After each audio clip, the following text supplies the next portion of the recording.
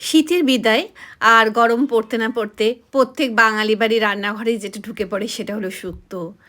বাঙালি বাড়ির যা সবজি থাকে সেই দিয়ে এই পদটি বানানো যায়। তবে যে সবজিগুলো দিতেই হবে সেটা হলো ডাঁটা, উচ্ছে আর কাঁচকলা আর বড়ি তো অতি অবশ্যই। এগুলো ছাড়া কিন্তু শুক্তো হয় না। তো চলো আজকে শুক্তো বানানো যাক। কড়াইতে সর্ষের তেল নিয়ে নিয়েছি, বড়িগুলো ভেজে তুলে নিলাম। এবার ওই তেলের মধ্যেই ছোট ছোট করে কেটে রাখা উচ্ছেগুলোকেও ভেজে তুলে নেব। পুরো পদটি যাতে খুব তিতো না হয়ে যায় সেই জন্যই এই ব্যবস্থা। তারপর তেলের মধ্যে পাঁচফোড়ন আর তেজপাতা দিলাম লম্বা লম্বা করে কেটে রাখা আলু আর রাঙা আলু।